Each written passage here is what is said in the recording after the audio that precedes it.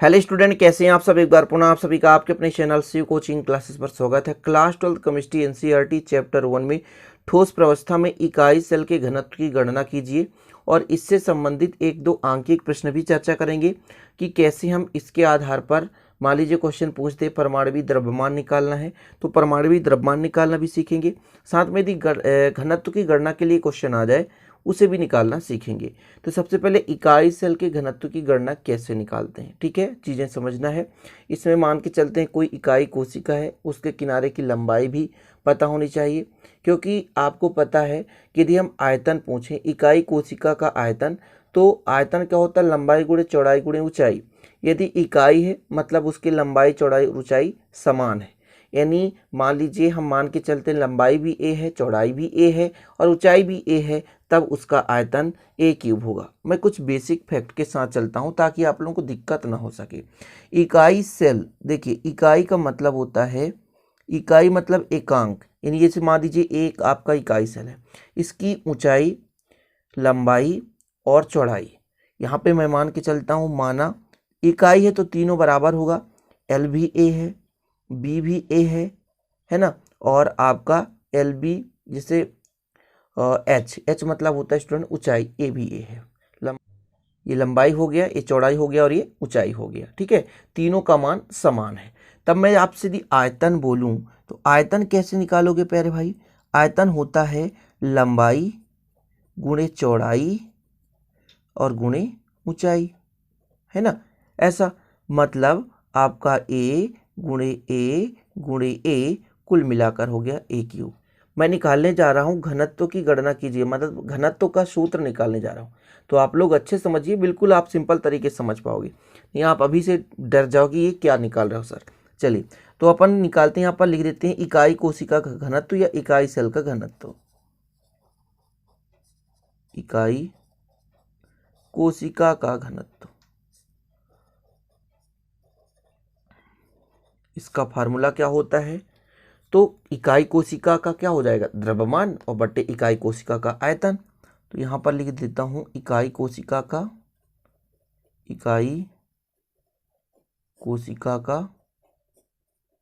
द्रव्यमान बट्टे इकाई कोशिका का आयतन हो जाएगा।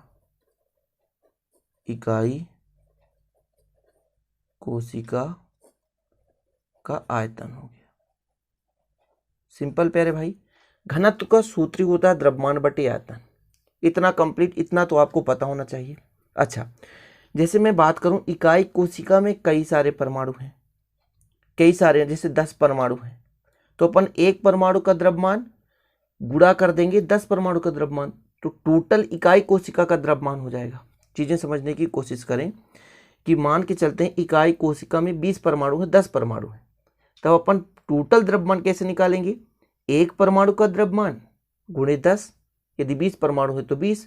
जैसे एक कमरे में 20 लोग रहते हैं, एक कमरे में 20 लोग रहते हैं और एक व्यक्ति 4 रोटी खाता है, तो 20 व्यक्ति कितने रोटी खाएगा, तो अपन उसमें मल्टीप्लाई करेंगे 20 का, तो 20 चौको 80 रोटी होगा कुल।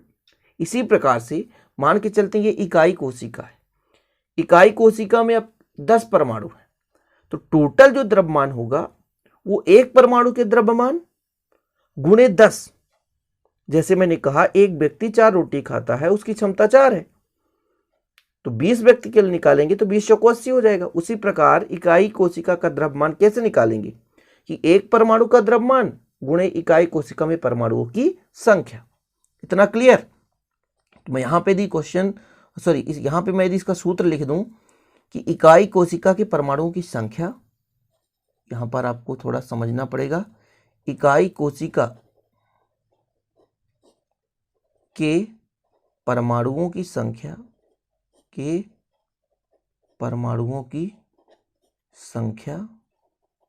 ठीक, फिर मल्टीप्लाई किससे हो जाएगा, एक परमाणु का द्रव्यमान, एक परमाणु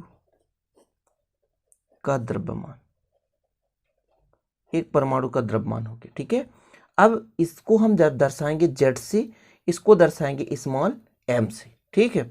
और आयतन है तो अपन क्या कर देते हैं, आयतन को आयतन से ही कर देते हैं। आयतन को अपन ने निकाल के बताया था ए क्यूब, तो ए क्यूब कर दिया अपन ने, अच्छा, मैं आपसे कह दूं एक परमाणु का द्रव्यमान, एक परमाणु का द्रव्यमान, यहां पर मैं कोष्टक में लिख देता हूं इसको जेड से, इसको स्मॉल एम से, ताकि आपको आगे प्रॉब्लम ना हो सके। अच्छा, एक परमाणु का द्रव्यमान कैसे निकालते हैं? एक परमाणु का द्रव्यमान, एक परमाणु का द्रव्यमान, एक परमाणु का द्रव्यमान का फार्मूला होता है कि परमाणुवीय द्रव्यमान यानी परमाणु भार, जैसे कॉपर का परमाणु भार, क्लोरीन का परमाणु भार, हाइड्रोजन का परमाणु भार, तो परमाणुवीय द्रव्यमान जिसको दर्शाते हैं कैपिटल एम से, हमेशा कैपिटल एम से दर्शाते हैं, बटे अवोगाद्रो संख्या, अवोगाद्रो संख्या, इसको किससे दर्शाते हैं? तो N0 से। इतना क्लियर प्यारे भाई? अब इसको अपन रख देंगे कहाँ पे? यहाँ पे, एक परमाणु के द्रव्यमान की जगह। मतलब यदि हम यहाँ पर रखें तो इसका मान कितना है? जेड है, जेड है ना, यानी घनत्व बराबर, देखिएगा थोड़ा सा, घनत्व बराबर इकाई कोशिका के परमाणु की संख्या यानी जेड, ठीक है। फिर एक परमाणु का द्रव्यमान मतलब कैपिटल एम बटे N0 पूरे में बटे में आयतन ए क्यूब, ठीक, यानी कुल मिलाकर इसका वैल्यू आया जेड गुणे कैपिटल एम बटे ए क्यूब इंटू N0।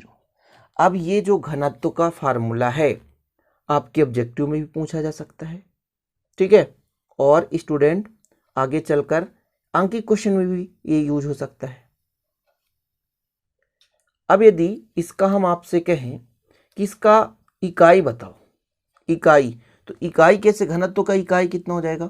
देखिए ये आपका क्या हो गया, जो जेड है वो परमाणुओं की संख्या है, परमाणुओं की संख्या का कोई इकाई तो होता नहीं है, अवोगाद्रो संख्या इसका भी कोई इकाई नहीं होगा, तो इकाई बोलूं मैं तो ये द्रव्यमान है, ठीक है, क्या है? द्रव्यमान, तो यहाँ पर ग्राम हो जाएगा, और ये किनारों की लंबाई है तो हो जाएगा सेंटीमीटर, तो ग्राम प्रति सेंटीमीटर क्यूब, ठीक है ना, इतना क्लियर है। यदि इकाई में आपसे कह दूं घनत्व की इकाई, ऑब्जेक्टिव आपसे पूछ दे घनत्व की इकाई, तो कितना हो जाएगा? ग्राम प्रति घन सेंटीमीटर या ग्राम सेंटीमीटर पावर -3, ये हो गया इकाई। जानना जरूरी है छोटे छोटे। तो इस प्रकार से स्टेप बाय स्टेप मैंने कोशिश किया समझाने को कि घनत्व का फार्मूला द्रव्यमान बटे आयतन, फिर हमने निकाला इकाई कोशिका का द्रव्यमान जो कि एक परमाणु का द्रव्यमान गुणे परमाणुओं की संख्या, फिर अपन ने एक परमाणु का द्रव्यमान निकाला कि परमाणुवीय द्रव्यमान जिसे परमाणु भार कहते हैं, जैसे क्लोरीन का परमाणु भार 35 है ना, इसी प्रकार कैल्शियम का परमाणु भार 40, तो इस प्रकार से परमाणु भार हो गया, अवोगाद्रो संख्या N0, ये चीजें हो गई, ठीक है। तो इस प्रकार से घनत्व का फार्मूला निकल गया। साथ में ये जो घनत्व का इकाई है इसको भी आपको तैयार करना है, ये दोनों है ना, कोई भी स्टूडेंट, दोनों सेम है, बस डिफरेंस इतना है कि इसको पावर में पर ने कर दिया। ओके, तो आशा और उम्मीद है कि इतना तो आप आसानी से समझ गए होंगे।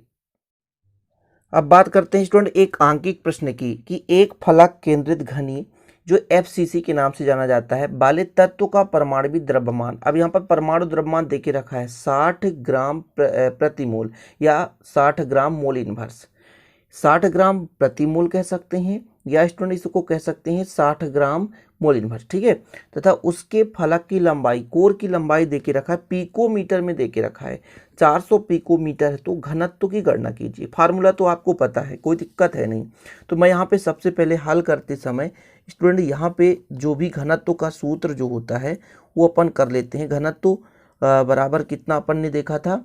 अपन ने देखा था प्यारे भाई जेड हो गया, जेड क्या है? परमाणुओं की संख्या है, गुणे हो गया आपका कैपिटल एम है, परमाणु भार कितना देके रखा है ना, और यदि नहीं पता तो उसको अपन निकालेंगे, यदि पता रहता है तो चलिए कोई बात नहीं है। ये क्यूब यानी कोर की लंबाई का 3 बार गुणा, और ये N0 यानी अवोगाड्रो संख्या हो गया।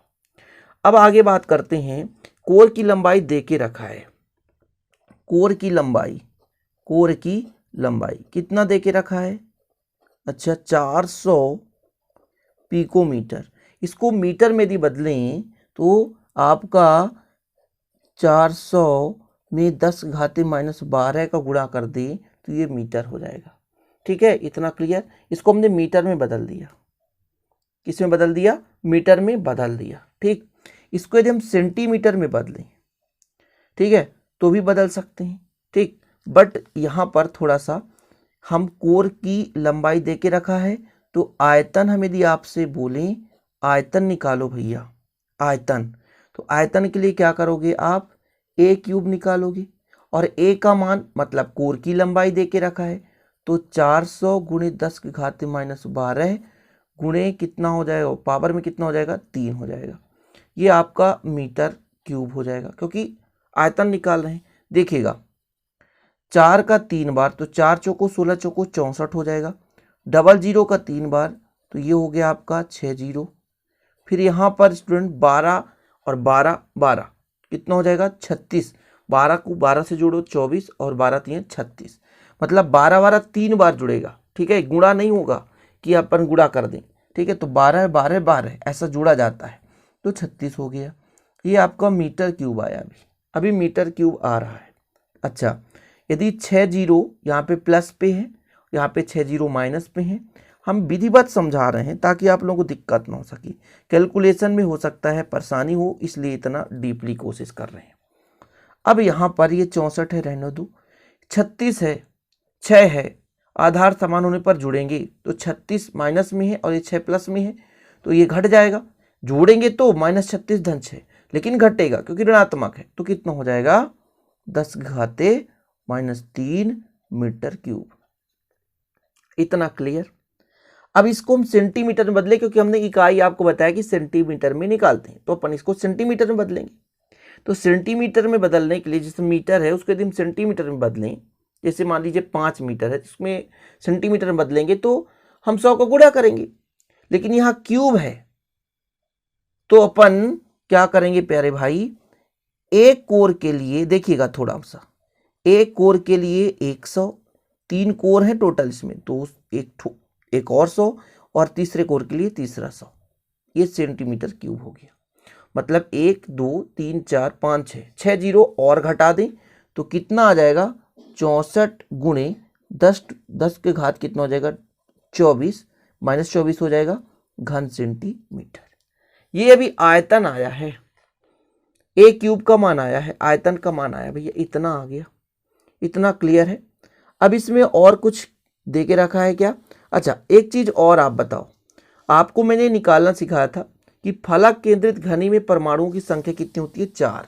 ये आपको पता होगा, एससीसी में 1, बीसीसी में 2 और एफसीसी में 4। तो यहां पर मैं लिख दे दूं एफसीसी में परमाणुओं की संख्या, परमाणुओं की संख्या वो मैंने निकाल कर दिखाया था, परमाणु की संख्या Z बराबर कितना होता है 4।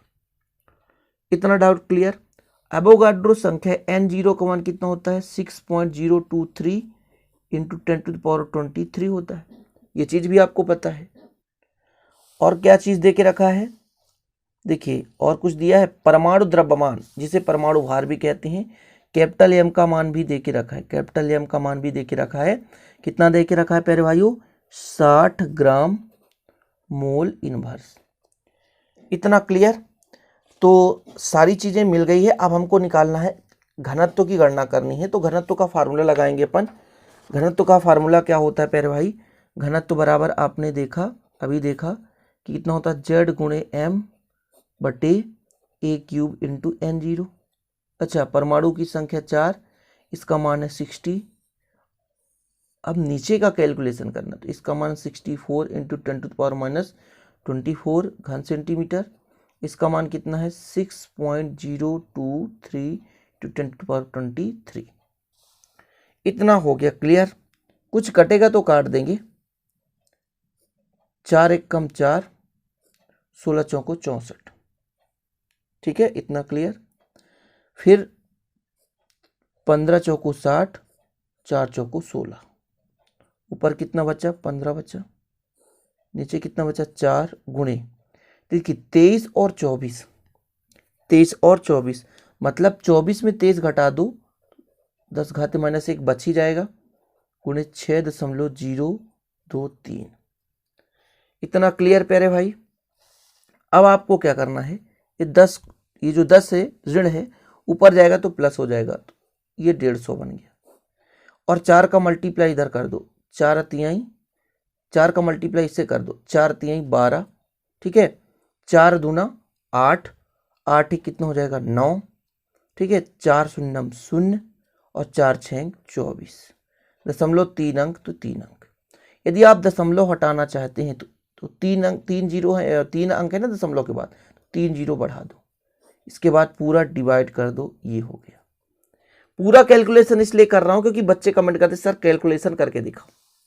2 क्वेश्चन होंगे, कोई दिक्कत नहीं भैया, आप अच्छे से सीखोगे, बस मेहनत करो, डेफिनेट आप सीखोगे, कोई नहीं रोक सकता आपको। इतना बेसिक चीज इस साल पढ़ाने वाला हूँ पूरा। अब मैं इसको भाग करके आपको दिखाऊंगा, ठीक है। कितने जीरो थे अपन ने, 3 जीरो, 1 जीरो पहले से। अब भाग करना किससे, 24 0 9 2 से। कोशिश ऐसा करना है कि 2 का 15 से मिलान हो। तो 2 का अपन यदि 7 दूनी 14 कर दें तो ठीक मिलान तो हो रहा है, कम ही हो रहा है, 7 दूनी 14, लेकिन 4 7 28 हासिल 2 आएगा तो 14 2 16 हो जाएगा। तो इससे हम 6 से करते हैं। आपको भाग देना सिखा रहा हूं, कितना लंबा चौड़ा तो बने 2 का अपन करते हैं, 2 सत्ते 14 हो रहा तो ठीक है, लेकिन इसको भी ध्यान देना है, 7 चौक 28 हासिल 2 आएगा तो 14 2 16 हो जाएगा, इसलिए गड़बड़ हो जाएगा। तो 6 से यहां पर मल्टीप्लाई करो, 6 दूनी 12, ठीक है, 6 नैया, यहां पर देखिए 6 नैया 54, 54 और 1 55, ठीक है। फिर 6 का 0 से होगा 0 हो जाएगा, हासिल 5 हो जाएगा। फिर 6 चौको 24 की 4 हासिल 2, 6 दूनी 12, 12 1 कितना हो जाएगा 13 हो जाएगा, ठीक। चलिए आप कैलकुलेट करिए, इसका इससे, इसका इससे, इसका इससे, इसका इससे, इसका इससे, इसका इससे। तो 0 में 2 गए 8 यानी 10 हो जाएगा, हासिल आ जाएगा यहाँ पे 6, तो यहाँ पे 10 में 6 गए 4, यहाँ पर हासिल 10 में 6 गए 4। फिर स्टूडेंट यहाँ पे जो हासिल आएगा 5 हो जाएगा 5, फिर हासिल आ जाएगा तो बचेगा 1, और इसके बाद ये कट कैंसिल हो गया, ठीक, इतना हो गया। अब यहाँ पर देखो कितने अंक, 5 और 5, दशमलव लगाएंगे तो 1 जीरो बढ़ जाएगा सिंपल तरीके से। अब फिर अपन देखेंगे क्या जा रहा है कैलकुलेशन। तो ये आपका हो गया कितना, इकाई दहाई सैकड़ा हजार 10,000 लाख, और ये स्टूडेंट आपका इतना। तो लगभग यहाँ पे कैलकुलेशन गड़बड़ लग रहा है स्टूडेंट। तो यहाँ पर देखिए 6 दूनी 12 13 14 होगा, जब 14 होगा तो ये खत्म हो जाएगा, तो ये 2 से भाग जाएगा, ठीक है, ये 2 से, तो लगभग आगे 2 फिर 3 आएगा, ठीक है। आगे आप भाग ऐसे कर सकते हैं। तो आपका घनत्व तो आ चुका है प्यारे भाई 6.23, फिर आपका ग्राम सेंटीमीटर पावर -3, ठीक, या ग्राम प्रति घन सेंटीमीटर, ये आ चुका है घनत्व का। और वीडियो हो चुका है लंबा क्योंकि एक आंकिक प्रश्न पर इतना समय लग रहा है। मैं चाहे एक ही क्वेश्चन कराऊंगा, लेकिन इस बार जितने आंकिक क्वेश्चन कराऊंगा बहुत जीरो लेवल से आपको कराऊंगा, ताकि कोई भी बच्चा ये ना कहे कि सर कैलकुलेशन नहीं बनते। कैलकुलेशन आपसे बनेगा, ये मेरा वादा है आपसे, ओके। आज सर उम्मीद है कि एक बारीकी से समझाने का मतलब ये हुआ कि आपको समझ में आना चाहिए, तो आपको समझ में आया होगा। और यदि वीडियो पसंद आए तो प्लीज़ शेयर कर देना और लाइक करना, चैनल को सब्सक्राइब किए बिना मत जाना। इसी प्रकार के नेक्स्ट वीडियो पाने के लिए आप बेल आइकन भी प्रेस कर लेना। मिलते हैं नेक्स्ट वीडियो में। जय हिंद, वंदे मातरम।